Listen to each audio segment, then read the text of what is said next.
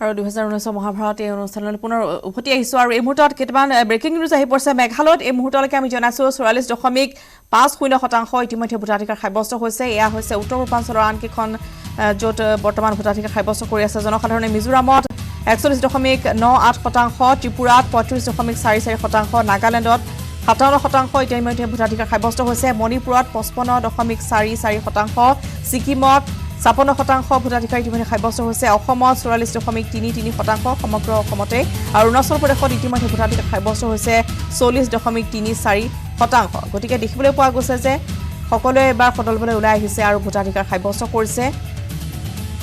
পুনৰবাৰ জনাইছো মেঘালয়ত 44.5% ভোটাধিকাৰ সাব্যস্ত হৈছে, মিজোৰামত 41.98%, ত্ৰিপুৰাত 35.44%, নাগালেণ্ডত 57%, মণিপুৰত 55.44%, ছিকিমত 56%, অৰুণাচল প্ৰদেশত 40.34% ভোটাধিকাৰ ইতিমধ্যে সাব্যস্ত হৈছে।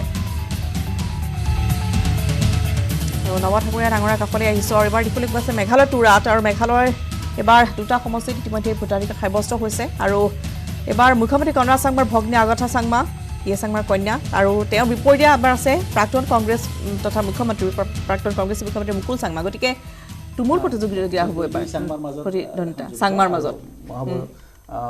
পি এছ চাংমা এটা এক ধৰণৰ লিজেণ্ড, অসমৰ লিজেণ্ড ধৰণৰ সকলে স্পীকাৰ হিচাপে খুব নাম কৰিছিলে, প্লাছ অসমৰ লগত সম্পৰ্ক আছিলে। আগাথা নিজেও এজন কেন্দ্ৰীয় মন্ত্ৰীৰ অভিজ্ঞতা আছিলে আৰু যেহেতু ভাতৃ মুখ্যমন্ত্ৰী, গতিকে ঠাকুৰীয়া ডাঙৰীয়া আহিম আপোনাৰ ওচৰলৈ। কিন্তু আজি বিগ ডে, প্ৰধানমন্ত্ৰী নৰেন্দ্ৰ মোদী এই মুহূৰ্তত সভাত উপবিষ্ট হৈছে, মঞ্চত উপবিষ্ট হৈছে প্ৰধানমন্ত্ৰী নৰেন্দ্ৰ মোদী। কেন্দুকোনাৰ পৰা এই পোনপটীয়া সম্প্ৰচাৰ। ভাৰত মাতা কি, ভাৰত মাতা কি, আকৌ এবাৰ, আকৌ এবাৰ।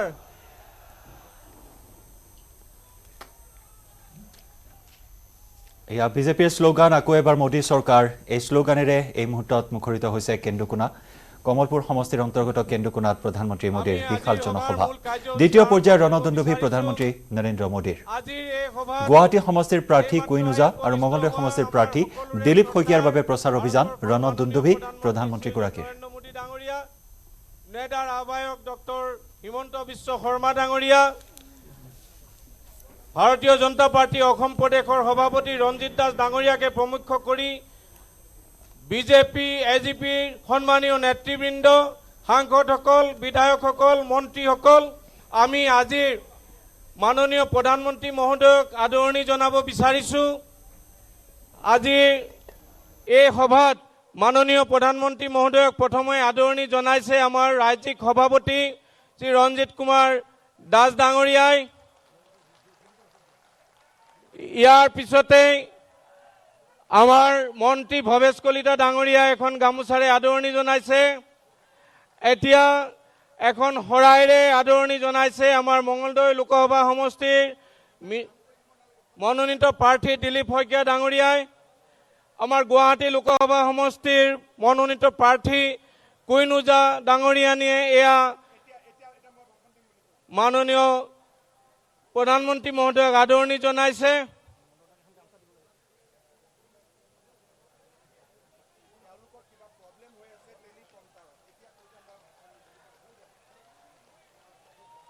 এতিয়া আমাৰ নেডাৰ আহ্বায়ক ডক্টৰ হিমন্ত বিশ্ব শৰ্মা ডাঙৰীয়াক আদৰণি জনাইছে মন্ত্ৰী ভৱেশ কলিতা ডাঙৰীয়াই।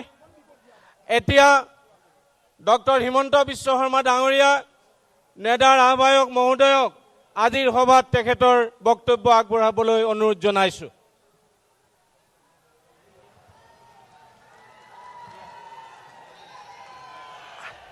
আজিৰ সভাত আমাৰ মাজত উপস্থিত থকা ভাৰতবৰ্ষৰ বিশ্ব বৰেণ্য নেতা প্ৰধানমন্ত্ৰী নৰেন্দ্ৰ মোদী ডাঙৰীয়া, আমাৰ মাজত উপস্থিত থকা ভাৰতীয় জনতা পাৰ্টি, অসম গণ পৰিষদ, বড়োলেণ্ড পিপুলছ ফ্ৰণ্টৰ জ্যেষ্ঠ কাৰ্যকৰ্তাসকল, সন্মানীয় বিধায়ক মন্ত্ৰীসকল, আজি আমাৰ মঙলদৈ আৰু গুৱাহাটী লোকসভা সমষ্টিৰ দুইগৰাকী প্ৰাৰ্থী দিলীপ শইকীয়া ডাঙৰীয়া, কুইন ওজা বাইদেউ, সভাস্থলীত উপস্থিত হাজাৰ হাজাৰ আমাৰ দলৰ শুভাকাংক্ষী আইসকল, দেউতাসকল আৰু যুৱক যুৱতী বন্ধু বান্ধৱীসকল, পোনপ্ৰথমে আপোনালোকক আমি বহাগ বিহুৰ শুভেচ্ছা যাচিছো।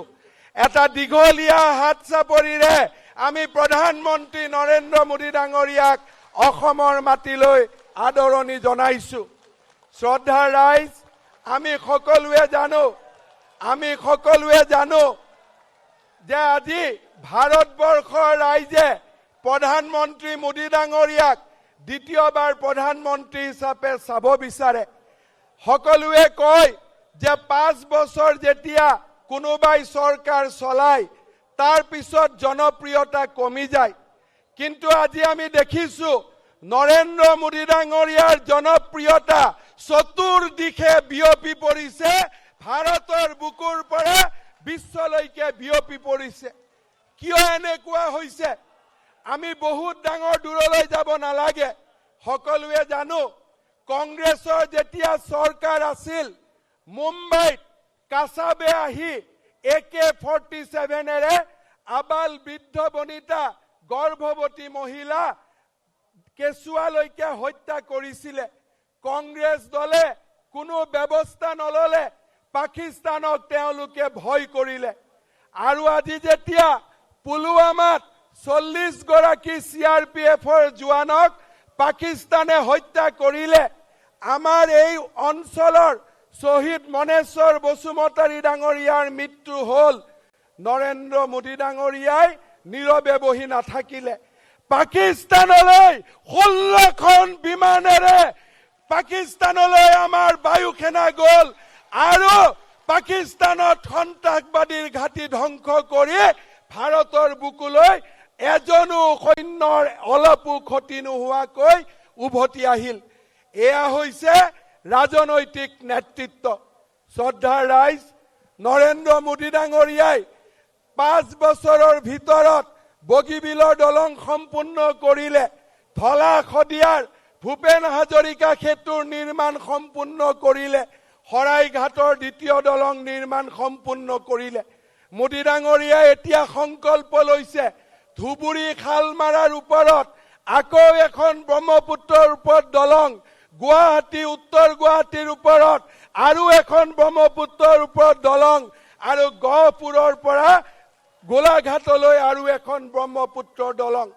শ্ৰদ্ধাৰ ৰাইজ, মনমোহন সিং ভাৰতৰ প্ৰধানমন্ত্ৰী আছিলে, অসমৰ সংসদ আছিলে, কেতিয়াও ডিঙিত গামোচা লোৱা আমি দেখা পোৱা নাছিলো। নৰেন্দ্ৰ মোদী ডাঙৰীয়া গুজৰাটৰ সন্তান, উত্তৰ প্ৰদেশৰ পৰা লোকসভালৈ নিৰ্বাচিত হয়, কিন্তু এইগৰাকী ব্যক্তিয়ে ভাৰতৰ যি স্থানলৈ যায় অসমীয়া গামোচা গাত পৰিধান কৰি আমাৰ জাতিটোৰ মান বৃদ্ধি কৰে। এইজন হৈছে অসমৰ একমাত্ৰ হিতৈষী প্ৰধানমন্ত্ৰী, আমি যাক আজি গৌৰৱেৰে আমাৰ মাজত পাইছো। কংগ্ৰেছ দলে লোকপ্ৰিয় গোপীনাথ বৰদলৈক ভাৰত ৰত্ন নিদিলে, অটল বিহাৰী বাজপেয়ী ডাঙৰীয়াই গোপীনাথ বৰদলৈক ভাৰত ৰত্ন দিলে। আজি ডক্টৰ ভূপেন হাজৰিকা কেইদিনমান পিছত বহাগ বিহু আমি গাম, বহাগ মাথো এটি ঋতু নহয়, অসমীয়া জনজীৱনৰ আয়ুস ৰেখা।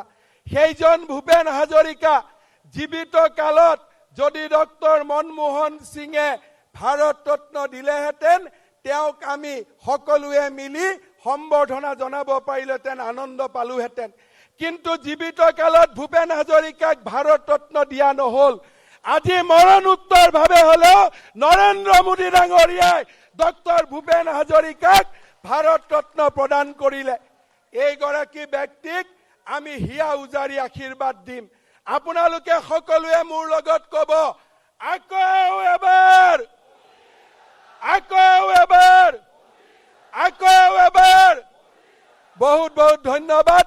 অসমৰ পৰা আমি সৰ্বাধিক লোকসভাৰ আসনেৰে প্ৰধানমন্ত্ৰী মোদী ডাঙৰীয়াক আকৌ এবাৰ ভাৰতৰ প্ৰধানমন্ত্ৰী পাতিম। ধন্যবাদ। भारत माता की नवरात्रि का पर्व चल रहा है और ऐसे समय माता कामाख्या देवी के चरणों में आने का सौभाग्य मिला। ये मेरे लिए बहुत ही संतोष का विषय है। आजी मोई आपना लोकोर आशीर्वाद बिशारी मंगल दोई समस्ती उपस्थित होइशो। पूरा असम रंगाली बिहू की तैयारी में जुटा है। आप सभी को इस महान पर्व की मैं बहुत बहुत शुभकामनाएं देता हूं। मां कामाख्या, हाग्रीव माधव और ब्रह्मपुत्र की कृपा हम सभी पर बनी रहे, ये मेरी मां कामाख्या के चरणों में प्रार्थना है। बिहू हमारी उस समृद्ध परंपरा, सांस्कृतिक विरासत का प्रतीक है जिसको भारत रत्न भूपेन हजारिका जैसे अनेक सपूतों ने समृद्ध किया है। भाइयों और बहनों, मेरे लिए तो असम एक प्रकार से घर आने जैसा हो गया है। प्रधान सेवक होने के नाते बीते 5 वर्ष में अनेक बार आप सभी के बीच आना हुआ है। ये आप सभी का प्यार है जो मुझे खींच लाता है। भाइयों बहनों, मैं मेरे भाषण के पहले भाई रमन डेका जी को और विजया चक्रवर्ती को भारतीय जनता पार्टी का कार्यकर्ता कैसा होता है, ये दोनों उत्तम उदाहरण हैं। जिस प्रकार से पूरी ताकत से आज वो लगे हैं, हम सभी कार्यकर्ताओं के लिए इनका जीवन प्रेरणा देने वाला है। आज मैं आपका आशीर्वाद लेने तो आया ही हूं, साथ में आपके विश्वास और आपके साथ के लिए धन्यवाद देने के लिए भी आया हूं, क्योंकि असम के एक एक साथी के सहयोग के कारण ही नॉर्थ ईस्ट को विकसित करने के लिए मैं सार्थक कदम उठा पाया हूं। साथियों, 2014 में आपने मोदी को जो वोट दिया था, उसने गांव और गरीब का जीवन बदलने में अहम भूमिका निभाई है। आपके वोट ने असम के 1.5 करोड़ गरीब परिवारों के बैंक में खाते खुलवाए हैं। ये मोदी ने नहीं किया है, आपके वोट ने किया है।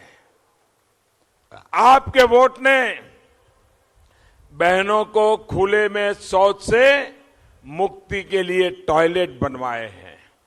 आपके वोट ने गरीब बहनों को भी एलपीजी गैस पर खाना बनाने का सुख और धुएं से मुक्ति दिलाई है। आपके वोट ने गरीब से गरीब को मुश्किल से मुश्किल इलाके में बिजली पहुंचाने का काम किया है। आपके वोट ने असम के लाखों गरीब परिवारों को हर वर्ष 5 लाख रुपए तक के मुफ्त इलाज का साधन दिया है। आपके वोट ने असम के 24 लाख किसानों के खाते में हर वर्ष करीब 1500 करोड़ रुपए जमा कराने का काम किया है। ये आपके वोट की शक्ति है जो 2019 के असम चुनाव की दिशा के साथ ही देश की भी दिशा तय करेगा। इस बार आपका वोट असम के हर किसान को पीएम किसान सम्मान योजना से जोड़ेगा। हर छोटे किसान परिवार को पेंशन देने का भी काम करेगा। साथियों, आपका वोट ये भी तय करेगा कि भारत की रक्षा और सुरक्षा नीति क्या हो। हम डरे सहमे रहें या अपनी सुरक्षा के लिए हर जरूरी कदम उठाएं, ये आप तय करने वाले हैं। सरायघाट यहां से ज्यादा दूर नहीं है। लसित बरफुकन सहित असम के अनेक सपूतों की ये शौर्य भूमि है। आप मुझे बताइए, क्या देश की रक्षा से समझौता हो सकता है क्या? समझौता हो सकता है क्या? आतंकवाद से समझौता हो सकता है क्या? नक्सलवाद माओवाद से समझौता हो सकता है क्या? लेकिन हमारे विरोधी दल भारत को उस नीति पर चलाना चाहते हैं जो देश को और कमजोर करेगी। भारत पाकिस्तान में छुपे आतंकियों को घर में घुस करके मारे।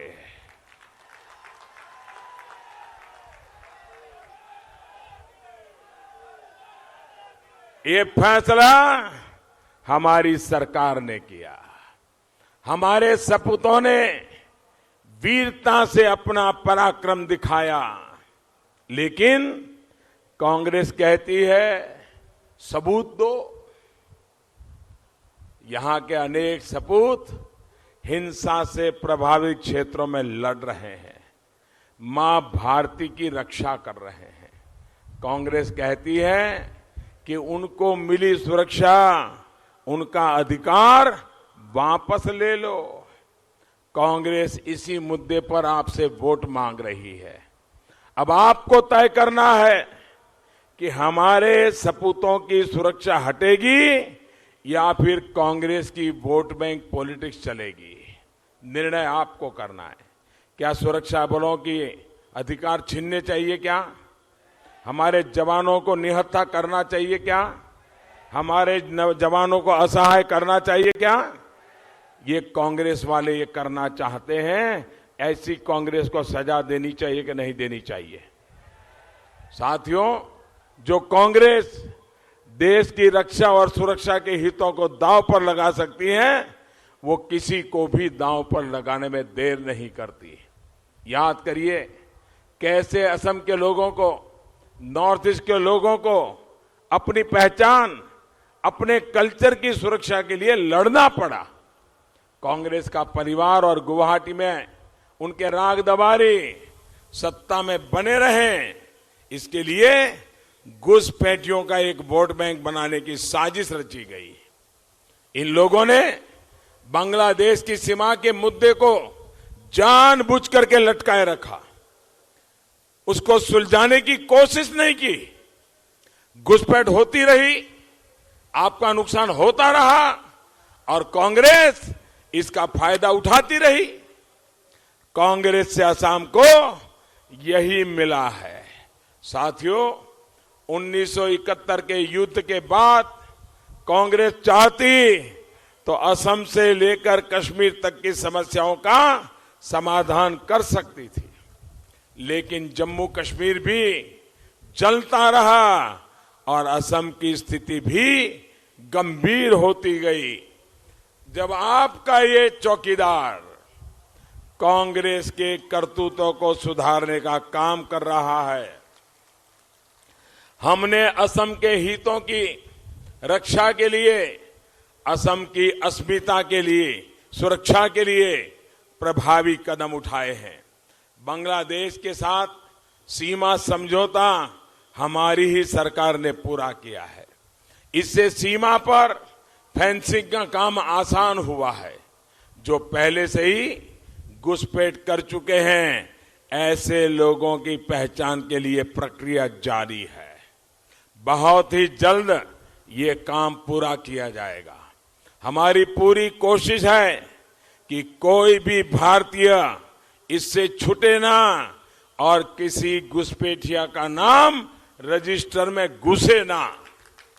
भाइयों और बहनों, कांग्रेस ने जिस असम समझौते को 3 दशकों तक लटकाए रखा, उसको लागू करने के लिए हम निरंतर काम कर रहे हैं।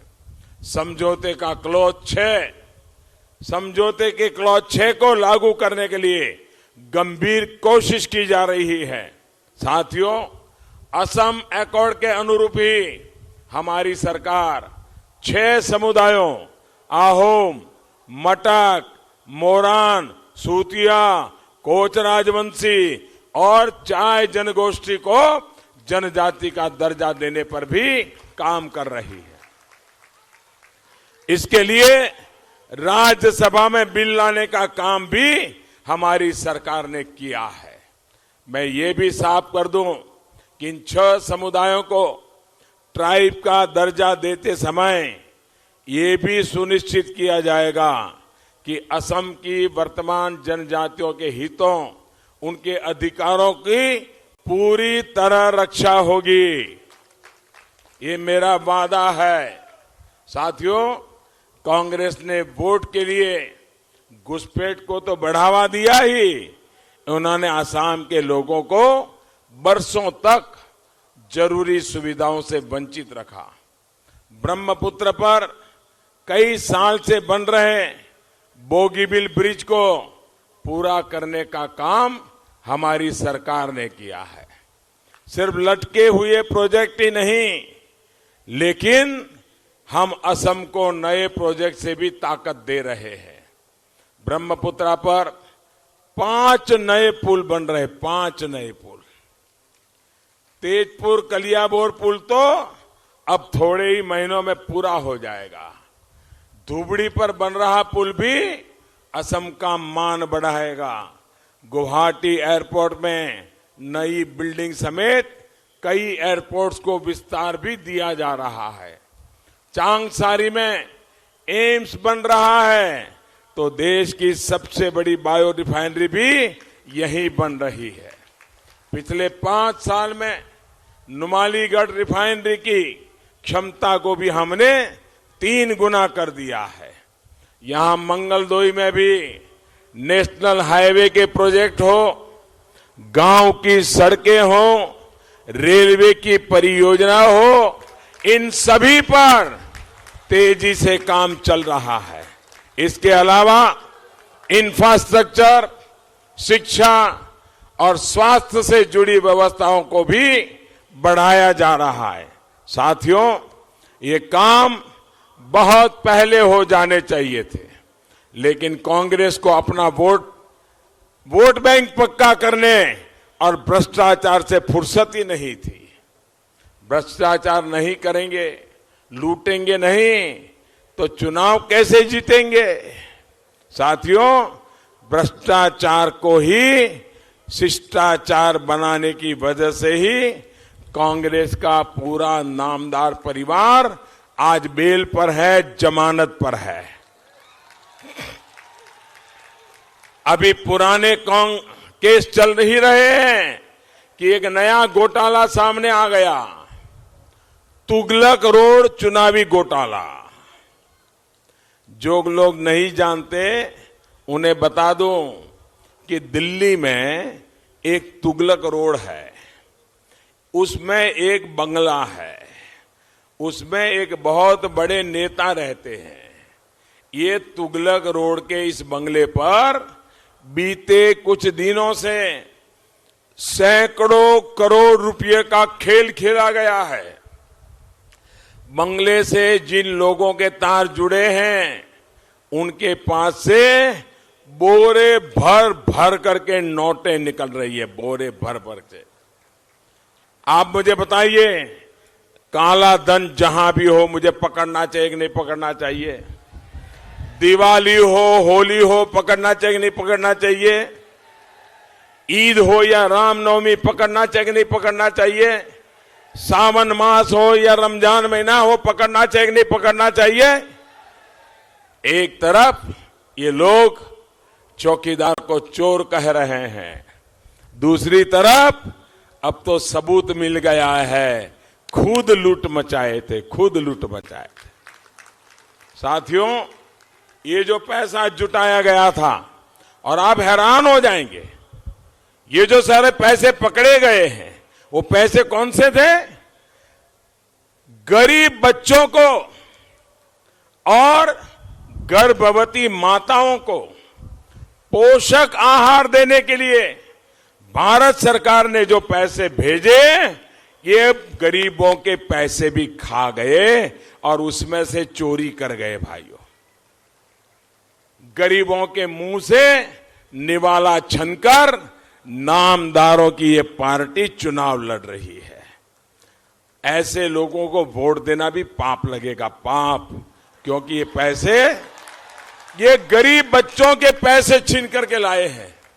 इससे तिल मिलाए नामदार और उनके साथी चौकीदार को ही गाली देने में जुटे हैं। अपने पाप डंकने के लिए दूसरों के मत्थे पर पाप मढ़ रहे हैं।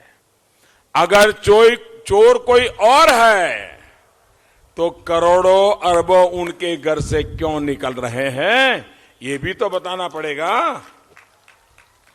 अगर गुनहगार कोई है तो जमानत पर उनके घर के लोग क्यों घूम रहे हैं। अगर वो भ्रष्टाचारी नहीं है तो फिर मामा के खुलासे से उनके पैर क्यों कांप रहे हैं। साथियों, झूठ, फरेब और प्रपंच के हथियार लेकर ये चौकीदार को ही रास्ते से हटा देने पर तुले हैं। लेकिन आपके आशीर्वाद से ये चौकीदार अड़ा भी है और अपने इरादों पर मजबूती से खड़ा भी है। एनडीए के उम्मीदवारों को जिताकर आप इस चौकीदार को मजबूत करेंगे, ऐसा मेरा विश्वास है। आपका एक एक वोट सीधा सीधा जब आप कमल पे बटन दबाएंगे, आपका वोट सीधा सीधा ये मोदी के खाते में जाने वाला है। इसी विश्वास के साथ आप सभी का मैं बहुत बहुत आज इतनी बड़ी तादाद में आशीर्वाद देने आए। इतनी भयंकर गर्मी में जहां भी मैं देख रहा हूं लोग ही लोग हैं। ये आपका प्यार, आपका आशीर्वाद मैं कभी बेकार नहीं जाने दूंगा। मैं विकास करके आपके इस प्यार को ब्याज समेत लौटाऊंगा। मैं कुछ नारे बुलवाता हूं, बोलेंगे आप? सबके सब बोलेंगे, पीछे वाले भी बोलेंगे, इधर वाले भी बोलेंगे, पूरी ताकत से बोलेंगे। जब मैं नारा बुलवाऊंगा तो आपको बोलना है चौकीदार। बोलेंगे? बोलेंगे? गरे गरे आसे, पूरी ताकत से बोलिए चौकीदार। गरे गरे के आसे लुंठनकारी पलातक सकलर ऊपर त पीढ़ी से आईनार मार, गरे गरे आसे अंत पड़िल कोला धनर व्यापार, देख द्रोहीर उपरत पड़िल मागदो मार, खंत्रा सार विरुद्ध सली से शेष प्रहार, खत्रु सकल होवा खबरदार, अनुप्रवेशकारी सकुले पोलाबो सीमा पार, अंत होबो जात पातर विचार, परियाल तंत्र होबो अवसान, कामदारत आगोत नीति को वो बादागदार। भारत मातार जय, भारत मातार जय। बहुत बहुत धन्यवाद।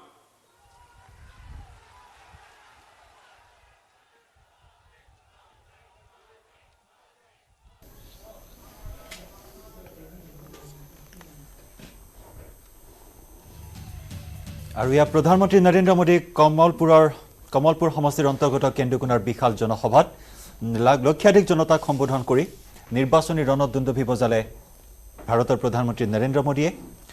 মঙলদৈ লোকসভা সমষ্টিৰ অন্তৰ্গত কমলপুৰ বিধানসভা সমষ্টিৰ কেন্দুকুনাত এই বিশাল জনসভা প্ৰধানমন্ত্ৰী নৰেন্দ্ৰ মোদীৰ। আৰু এই জনসভাৰ পৰা ৰাহুল গান্ধীকো কটাক্ষ কৰে প্ৰধানমন্ত্ৰী নৰেন্দ্ৰ মোদীয়ে।